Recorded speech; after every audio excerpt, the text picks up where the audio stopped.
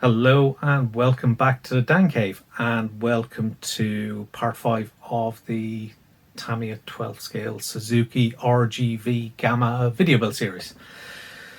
So part 4, which we had a week or so ago, covered clear coat,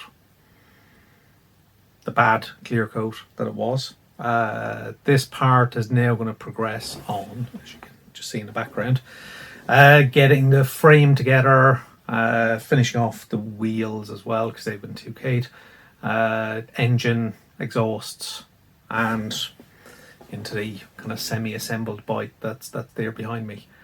So it's quite a long video. It was one of those cases where I think had I split it, they possibly would have been too short. So it just seemed, kind of more sensible to put everything together. And all the video footage was there, so I just kind of kept editing, and boom, it's probably close to 50 odd minutes long in total. So I'm not going to hang around too long. We'll dive straight into the footage and have a look and see how things are progressing and see how we get to what's there just behind me on the desk. So as usual, if you're new to the channel, please drop a subscribe. If you like the video, please hit a like. Click the bell notification if you can. That'll notify you of all new videos anyway. For those that are returning to the channel, thanks for watching. Thanks for returning. Hopefully you'll like this video. If you do, please give a like, of course, and please drop a comment if you want as well. So sit back, relax, grab your favorite brew, whether that's tea, coffee, or beer, or whatever. But enjoy the video nonetheless, and I'll see you at the end after we get through all this work.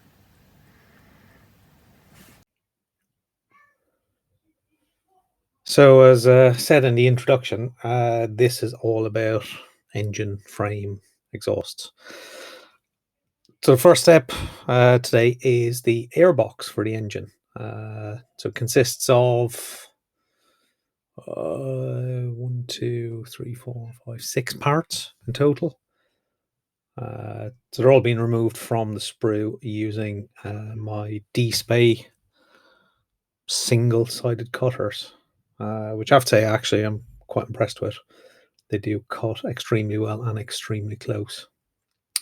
Very useful for removing the sprue excess on the part. You get incredibly close, and that reduces the amount of work you need to do in cleanup.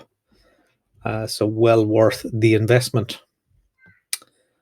So once they're trimmed back as close as I can get them, it's the usual kind of cleanup process. So using UMP thinny sticks, just to clean up those gates and any seam lines on the parts, which there is a couple of small seam lines and just a couple of attachment points.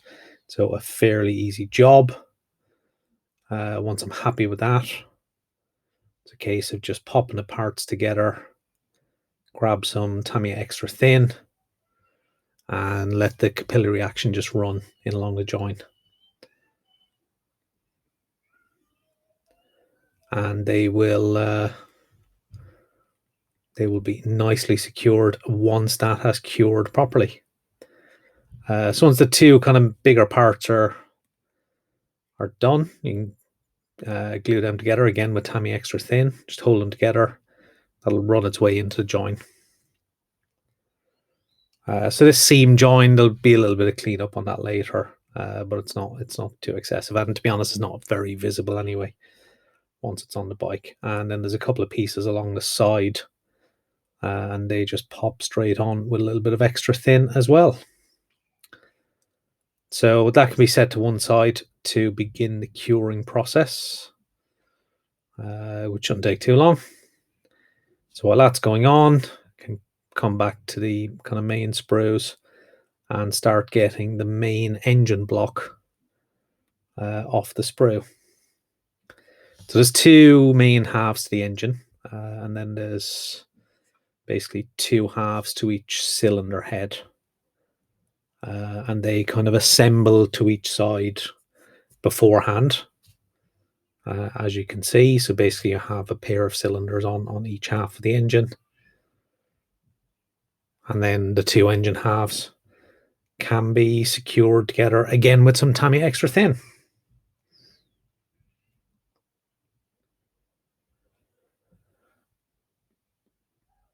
So once again, although there is a little bit of a seam line, it's not going to be very visible with the rest of the engine components on, and it'll be easy to clean up.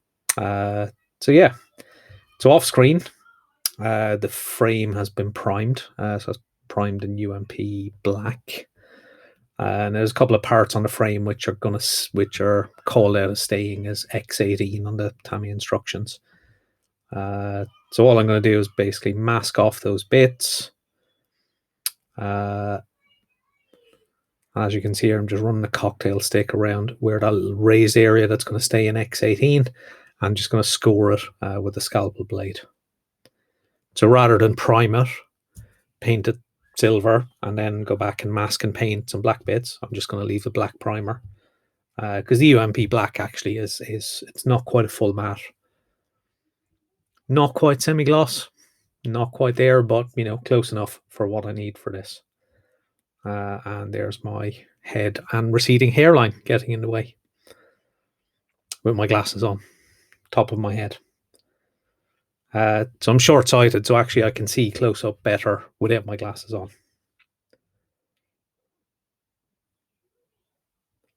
So they tend to spend quite a lot of time on the top of my head, which is not good for your glasses. You actually end up spreading the arms a little bit, so they can get loose. So there's a couple of other little bits of masking to do. Some ASIO tape's been used to mark out the boundary, and there's a couple of little corners where I'm just using a latex mask just to cover in those areas. So once all that masking is done, it's over to spray booth to get the frame sprayed and the frame parts. So I'm using X11. So these were originally chrome in the kit. I stripped the chrome back in part 1 or part 2. So then primed the black. I'm using X11, which is not a particularly bright silver. But looking at reference pics, from what I could see, the frame is not a high shine polished. It's much more like kind of an aluminium alloy. And to be honest, X11 seemed to look about right from my eye anyway. So it's given a couple of coats of X11. Obviously with the frame, there's a lot of kind of hidden recesses. So you need to kind of work your way around to make sure you get all the angles covered. You don't want to miss any parts of that because it'll look pretty crap if you do. But yeah, so there's two good coats laid down. So there's a little box of electronics on the back of the frame. So that box is sprayed in, I think it's Ammo Sky. So I can't remember what the call out was. I think the call out was Sky Grey. Didn't have anything suitable to hand from Tamiya, so just use some Ammo Sky. Looks about right. Gives a little bit of a kind of visual tonal difference anyway. So those parts have been left, the paint's been left to cure for at least 12 hours, probably overnight, knowing me. So we can go in the next day, remove any of the masking tape we have, and then just assemble the two halves of the frame. So there's a couple of bracing pieces which sit across. Then there's the little piece on the back which has got some of the electronics kit on it.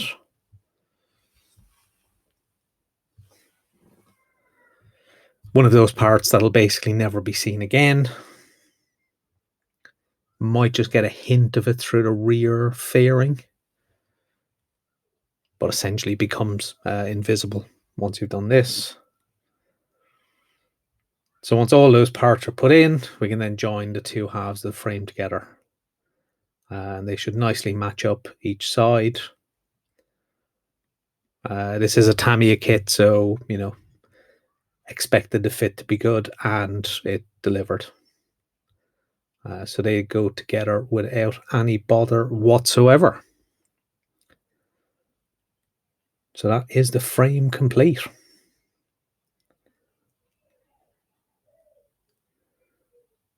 And then there's one little piece that just pops in. I think that's where the fuel tank rests, I believe, from memory. So I think basically the back of the fuel tank just rests on that part. So the X18 there, the UMP black, is essentially the kind of rubber stops for the tank. So had the rear swing arm assembled earlier with the rear shock. So the wheels had to wait until they were clear coated. So that was now done in the last part, in part 4. So we can now get the rubber tires over that. So the tires themselves, that there is a seam line running along the middle of it. So that was de-seamed kind of very early on in the build process. I don't think I showed it on video, but they were de-seamed just using a sanding stick. So there is some tire decals as well to go on. So these are Tamiya's reverse decals. So these are incredibly thin, but are quite effective. So once you've got the backing paper with the letters in reverse, so essentially the adhesive is on the front face. Now this backing paper will split. So there's basically just a backing paper and then a very thin, almost like grease-proof paper type film on which the decal is placed. So you get the lettering the right way around on the tire. So I've just used a tiny little bit of moisture on my finger and I'm just running it along that backing paper. And that's normally, give it about 10 or 15 seconds, maybe a little bit more.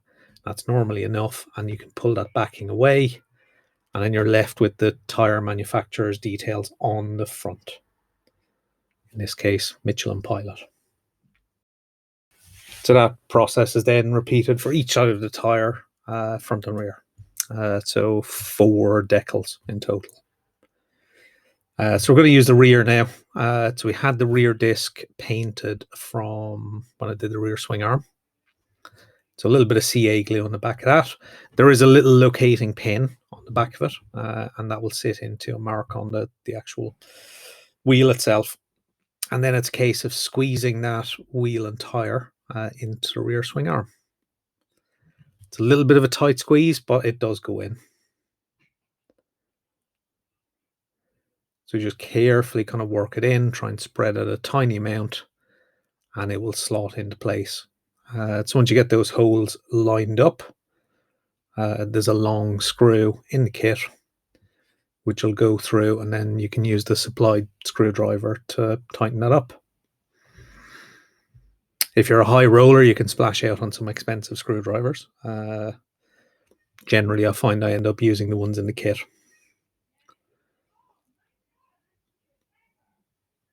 So once that is done, as you can see, I've added the little bit of tubing for the rear brake. We can then locate the rear swing arm into the main frame. Just kind of location top and bottom, and then you're just getting basically the hole lined up for the swing arm pivot. And again, there's a long screw which goes all the way through. A little bit of persuasion. That goes all the way in. And have a look for the screwdriver. There it is. And just tighten that up. You're really just aiming for it to be secure. There's no need to tighten it too much.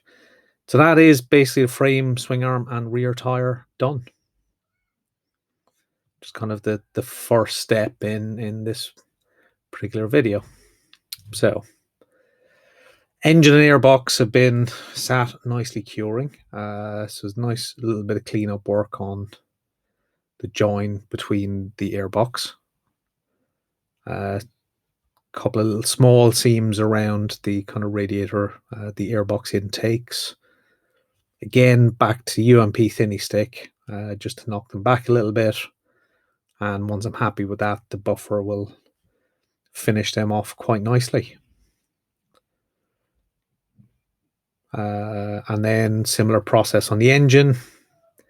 There is a little bit of a seam line on some of the parts. most of it's not going to be very visible anyway, once the other engine components are on and once it's tucked away inside the body work. So they can be set to one side and then can go back through and start taking all the remaining engine parts off the sprue. So in this case, these are the top of the cylinders where the spark plugs will go. Well, HT leads, attachments. So they're just mounted on a coffee stir with some double-sided tape. And then there's a whole series of other little small parts to attach to the engine. Various, I guess they're a combination of fuel injectors. There's a clutch.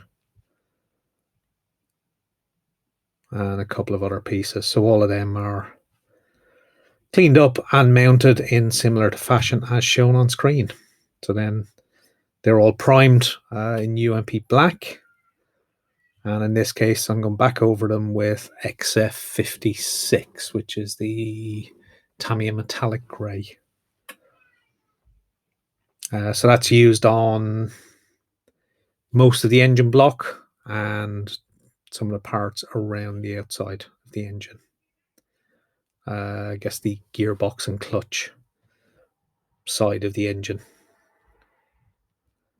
So it's kind of same spraying process. Probably 2 coats of XF56 is enough. And then there's a couple of other components which are, I think they're in X31 or X32. X32 titanium silver from recollection.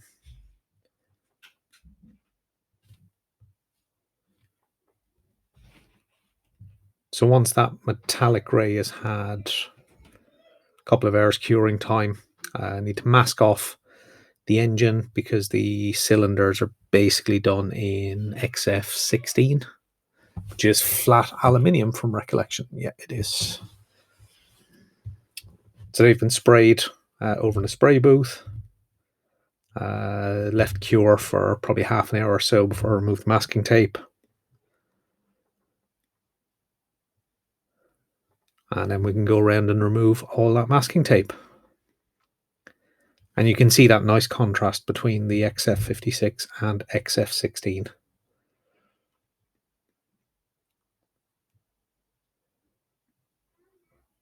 Nice. So there's the kind of main engine block painted. So stuff like the details, the detail kind of engravings on it. I'll use a wash later on in the process just to kind of help highlight those kind of details and recesses a little bit more. But we'll do that towards the back end of the assembly.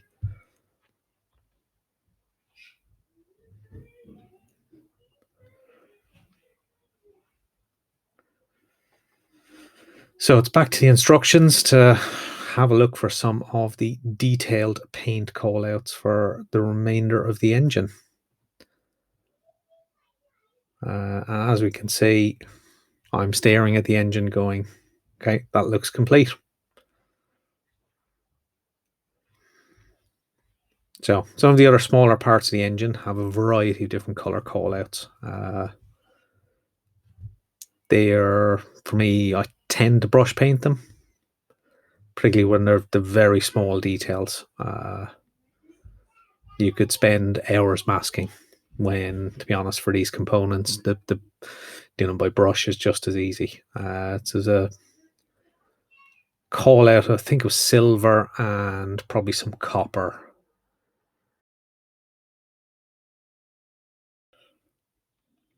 So yeah, so after the calamity of the clear coat, I'll be honest, this part of the kit has actually kind of re-engaged my enjoyment of it. Just getting the metallic colors on the engine, a little bit of detail painting that just starts to bring, some of the kind of detail to life on the engine.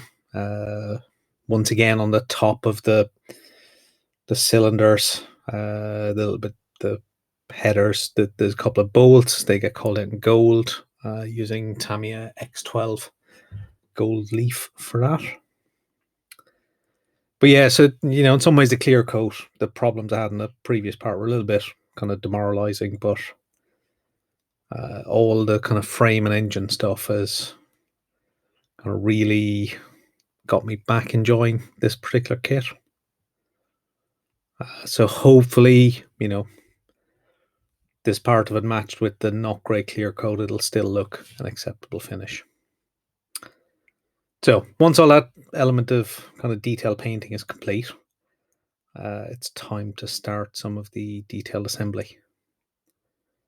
So mainly using CA glue. So all the components are somewhat error proofed in some way. There's normally a little cutout or a tab or some subtle shape difference that means it's very difficult to assemble in an incorrect manner unless you force the parts. I've definitely never done that. Well, maybe once or twice. But however, if you follow the instructions, follow the little cutouts on the parts, they will slot together absolutely fine. A little bit of CA glue will hold them perfectly in place. Sometimes with the thickness of the paint, if it's a tight fit, you might need to force a little bit or maybe remove some of the paint because some of the tolerances on Tamiya kits can be very, very fine. So even the thickness of a coat of paint can make the fit a little bit awkward. So there's a couple more detailed parts to go on, and you can see that side of the engine is now starting to look quite good in my opinion. But the little bit of a wash later on will add to that and make it look even better. So there's a gearbox and kind of clutch casing on the other side. So that's one part. So that goes straight on with some CA glue.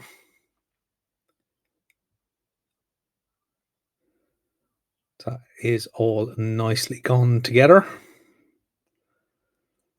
So there's the plug lead attachments for the top of the cylinder. So they've all been done in Revell number 12 gloss yellow, airbrushed, thinned with UMP acrylic thinners, which makes Revell paints extremely good to airbrush.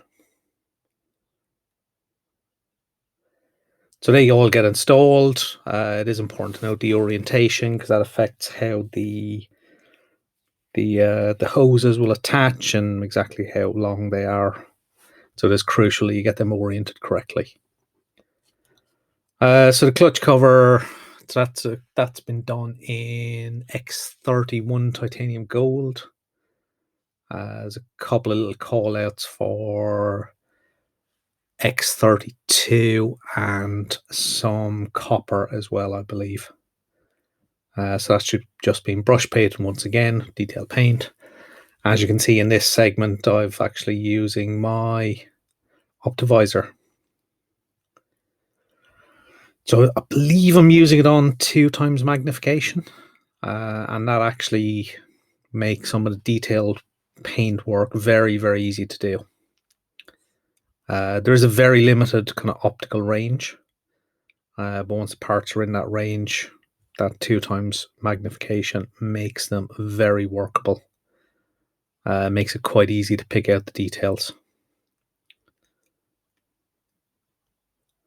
I could have done it with just my kind of bare eyes with no glasses on, but I decided I'd have a go with the Optivisor. I do find prolonged periods of using it, I can begin to get a little bit of a headache. But for small little jobs like this, it's easy enough to pop on. So once again, a couple of more smaller components to add to the engine. I'm guessing this is some kind of fuel injector.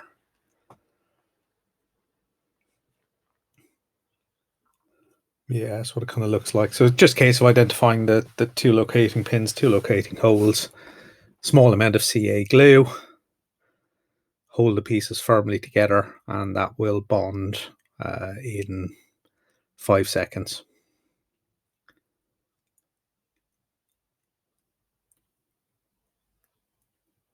Yeah, just make sure that's nicely seated. So there is what looks like some kind of bracket across the clutch. So that's put on with some CA glue.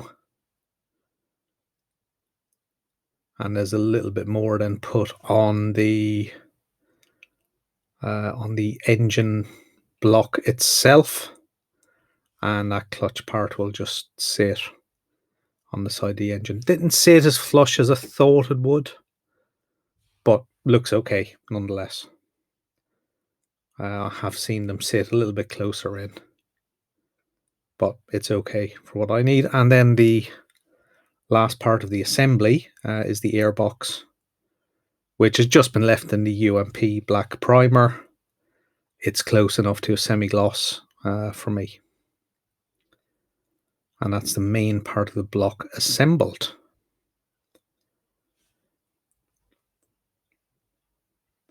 And yeah, quite pleased with that. So next bit is using the supplied tubing in the kit. So in the instructions, there is dimensions called out for each length. The illustrations shown are 1-to-1 scale, so you can use them as a cutting template. They're normally pretty accurate. I think some kits they're maybe a little bit over length, but you know, pretty much if you follow the guide, cut to the length shown, you're not going to go wrong. So they've all got letters associated because all four I think are a different dimension, different length. So there are letter codes associated, and the instructions will tell you where each one goes.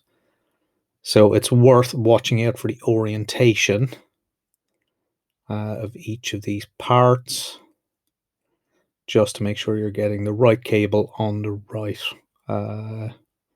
plug connector. I'm just using a little dab of CA glue on the top, and that's enough to secure them. Now, sometimes I use PVA for these parts. You can use PVA on tubing. It does give you a little bit more working time. But for these, because they're not being fully installed yet, it's just as easy just to use a little bit of CA glue.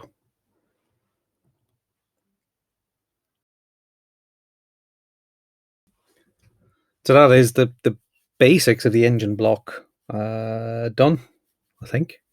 That's all the parts installed. So now it'll be, so that can be put to one side. The frame is done.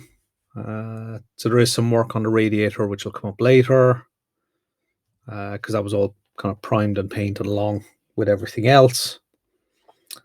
So it's onto the exhausts. So all four exhausts, they're essentially two parts. There's the main component, and then there's a small piece which inserts into it. So that's basically for molding reasons.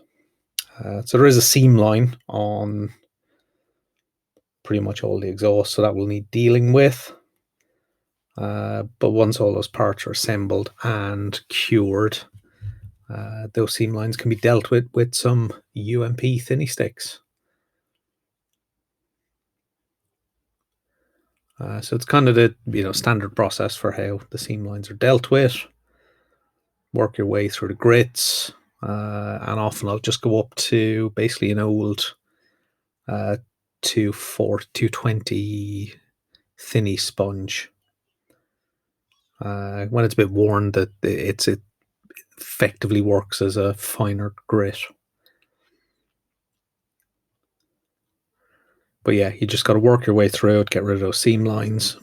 Try not to destroy too much of the detail, because there is little raised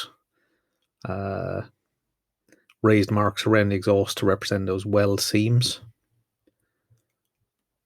They'll be painted and masked in a certain way anyway, which should highlight them a little bit more on the kit. But yeah, as you can see, just using an old thinny sponge, and that helps kind of remove any damage from the higher grits. So I'm just trying to figure out which exhaust tip which goes on which bit, because there's basically two different lengths.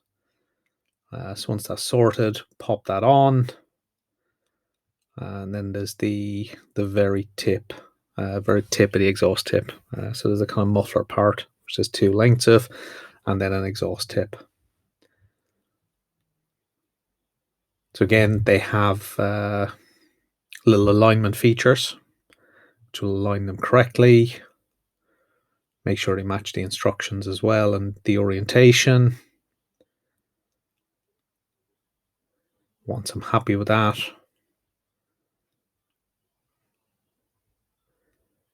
it's just a case of getting some Tamiya extra thin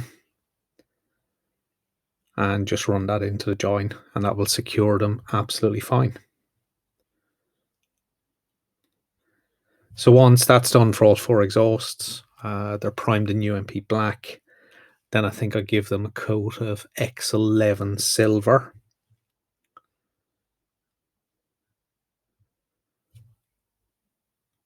So as you can see, just finishing the gluing the tips on. So after the X11 silver, I'm then going to go in and mask all the weld seams, which you can see me doing here. Well, sort of anyway. It's a little bit out of shot because this was quite fine detailed work, and sometimes you don't realize how you're kind of moving the part towards you. So I'm using Azoot tape. I think I'm using the 0.4 mil. So it's incredibly thin, but it gives a real kind of, 0.4 mil. It's a good scale representation of the weld seam. So every single seam on all of the exhausts is masked in that way. So you're just using a small strip to go right the way around the exhaust. Once all that masking is done, I'm then going to give the exhaust a coat of X32 titanium silver. And that's the kind of main base color of the exhausts. So under the masked bits is X11. Main exhaust is X32.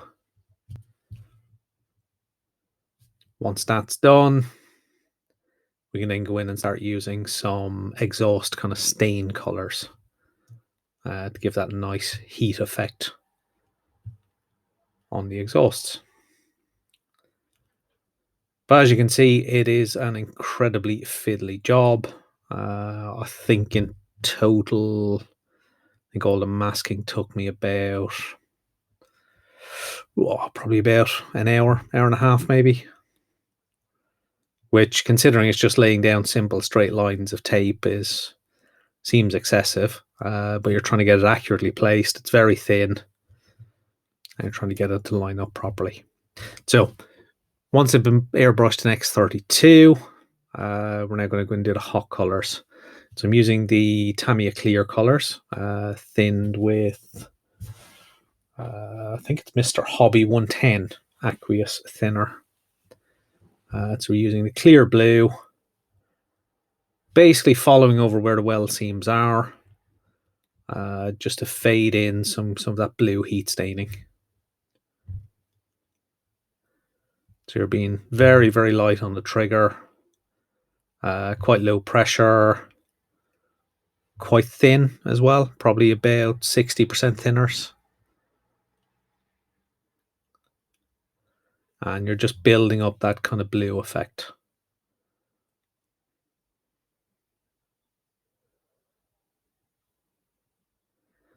So you need to find it's important to try and work your way around each section individually, because it gives a nice kind of continuity to the area you're staining.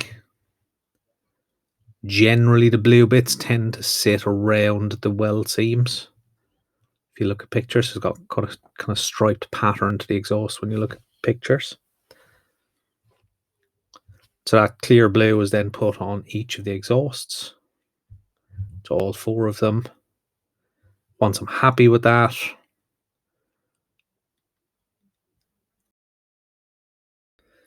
so to try and keep that kind of consistent color blend across all the exhausts, so I'm doing all 4 exhausts in the clear blue first.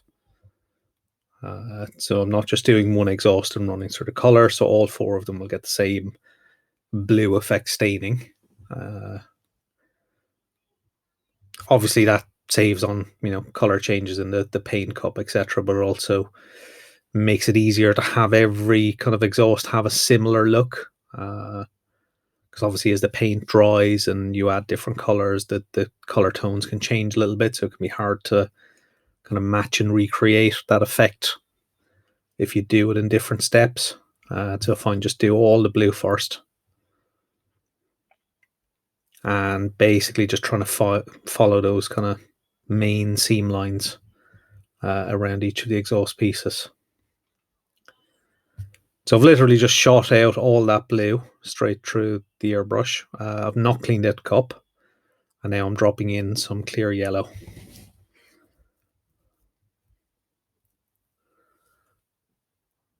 Or at least I will be, because now I've got exhaust 3. So yeah, there we go. So just dropped some clear yellow, once again 60% thinner, mixed in with the paint. And then we're just putting a little bit of yellow, I'd say focusing mainly on, I suppose, the part of the exhaust closest to the exhaust header and to the muffler at the end. And then if there's any larger areas of silver, I'm just trying to put down a little bit of yellow in there. And of course, where the yellow and the blue kind of mix, you do get kind of a greenish tinge. Green is probably not as realistic. I think in retrospect, I maybe would have gone with clear orange, just because that green can look a little bit unrealistic. But, you know, for how I wanted it to look, I was happy enough with just using the yellow in this case. So again, it's the same process. All 4 exhausts will get a similar treatment. But again, the yellow is focused mainly at either end of the exhaust, and then a few select bits in the middle. So we're not being as distinct in the pattern as we were with the blue. And then once I'm satisfied that I've put enough yellow down, I've then basically done the same, shot everything through the airbrush, and literally just poured some Tamiya clear red in. Now the clear red going over the blue will give more of a purple tinge. So again, the red is mainly kind of focused around the extremities of the exhaust, and then a few select other areas. Kind of anywhere that looks like it's too much of a monotone silverish color, and just trying to add a little bit of color variation using the red as well. And that again is done for all 4 parts, for all 4 exhausts rather.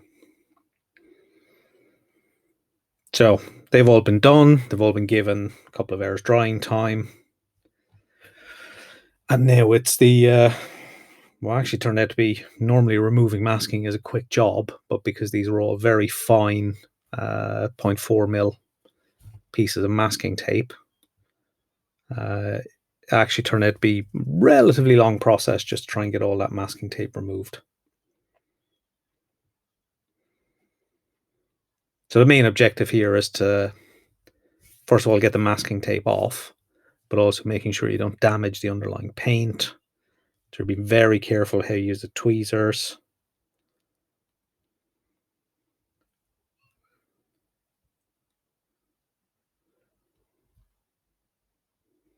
There's also a challenge of trying not to have 100 pieces of very small masking tape stuck to your cutting board and fingers and everything. So I'm trying to collect it all in one location, make it easier to dispose of. Just trying to find the start of the individual kind of masks is not the easiest. But once you find it, you can grab it. It comes off very, very easily.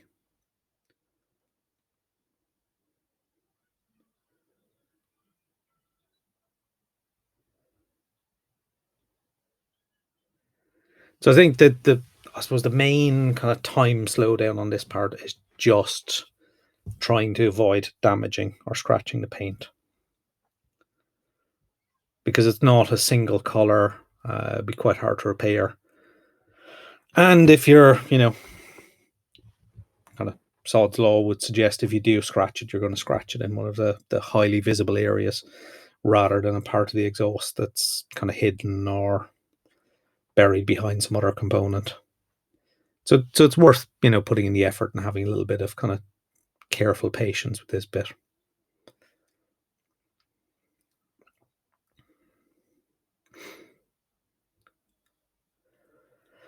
So we can just zoom in, just have a little bit of a closer look. So as you can see, the tweezers are going in at I'd say almost like a tangent to the surface, just to try and find the start. And in quite a few cases, it was very difficult to find. So it's a case of trying to get in there with the scalpel, but trying to angle it in such a way so that you're only barely touching the masking tape and just enough to lift one edge of it and find the start. And then you can either use your finger or the tweezers to remove it. But yeah, I have to admit, yeah, looking at the footage now, I think clear orange was probably needed as well. Just add a little bit further variation. But I mean, saying that, I mean, if you look at reference pics of these bikes, they're some of the exhausts don't really leap out in terms of heat staining as much as some others do. So I think overall, I'm pretty happy with it. I think masking the weld lines gives it that very distinct pattern. Yeah, I think I'm reasonably pleased with that as an outcome. That's not bad. I think at some stage, it would be nice to invest in maybe something like the Alclad hot metals. But for the moment, the Tamiya clears work okay and give a reasonable result. So once they've been kind of left for a bit, there's a few decals to add. So the mufflers have basically a decal for each end, and that wraps all the way around the exhaust. So the only kind of careful bit with this is to make sure that they line up correctly, because there is a clamp that goes around. I mean, if you splash out for some of the detail upset, you do get the clamps as photo etch. I didn't, so that is part of the decal. So it's just a case of trying to get that lined up correctly. If it does, it doesn't really matter where that join is. Once the decals are dried, it's pretty much invisible.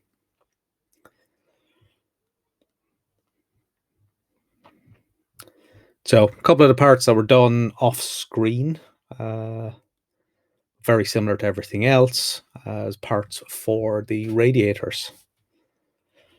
So there's kind of two main brackets for either side, and then there's an upper and lower radiator part which sit between them. So I think the radiator is mainly XF16, and then the brackets are X32. But yeah, it's kind of a case of get it all prepped. You really only need to glue one side at this stage because you need to actually fit the radiator to the airbox, which I kind of forgot and had glue on the side that I didn't quite need yet. But however, you can get that in. You've got the upper and lower radiator placed. You need to make sure that those bottom leads are actually in front of the radiator. It's a little bit of manipulation to get that sorted. But then once all those are in place, the brackets on the other side of the radiator will slot on the other side quite nicely. A little bit of pressure just to squeeze them together, but the fit is good, as usual with Tamiya. So once all that is done, it's a case of then lining up the 4 screw holes, so 2 on either side for the engine. So a little bit of careful manipulation. You don't really want to force it. You don't want to risk kind of scratching the paint. So it's just kind of carefully work it into the right locations. Once they're in place, there's 4 small screws, which will secure the engine into the frame. So that's 2 on each side.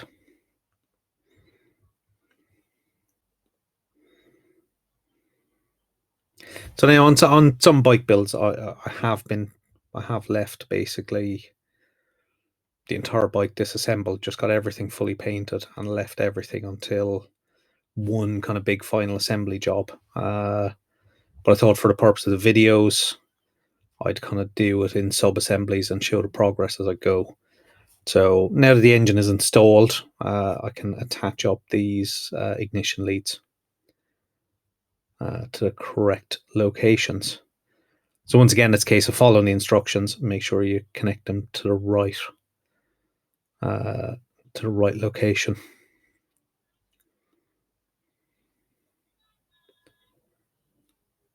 And in this case, there will be a radiator hose will pop in there as well, which pops through the frame.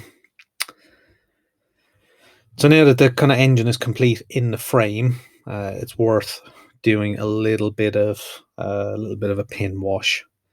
So I'm using UMP Dark Dirt, which is a water-based wash. So again, it's the kind of standard kind of approach that I use. So I'm using a liner brush. You get a good amount of material on it, and then just kind of using the capillary action to basically flow into all of them kind of detail spots. So it's mainly in around the engine, in around the clutch, rear brake disc. Once that's given about 45 minutes to dry, just use a moist cotton bud to remove any excess, and then hopefully you should be left with some nice kind of washing around all the detailed recesses. So again, it's not in this case, it's not to try and make the engine look dirty or used. It's more just about kind of highlighting the details, and it makes them pop a little bit,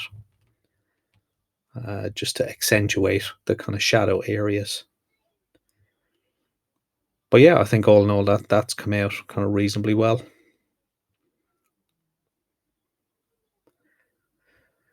And then the final step for this part of the video is to get those exhausts connected.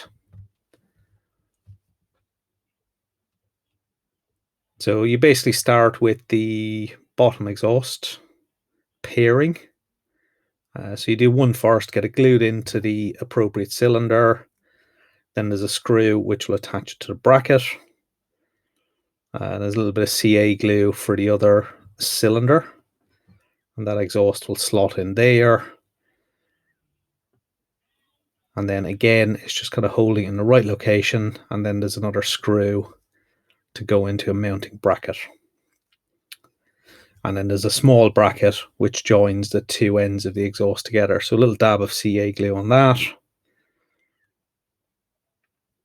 Just carefully push those parts together.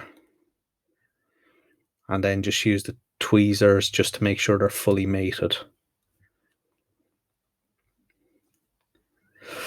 And then it's a similar process for the two top exhausts. So these will kind of come up under the seat and under the rear cowl and exit sort of very back of the bike. So again, the gluing location is on the cylinder itself, and then there's a bracket and a screw on either side. So it's a case of getting it lined up correctly.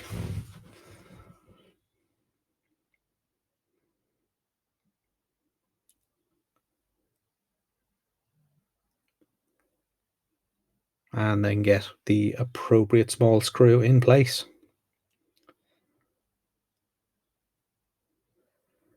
And then pretty much same operation, but on the other side, one glue point up at the cylinder, and then a single screw into the bracket.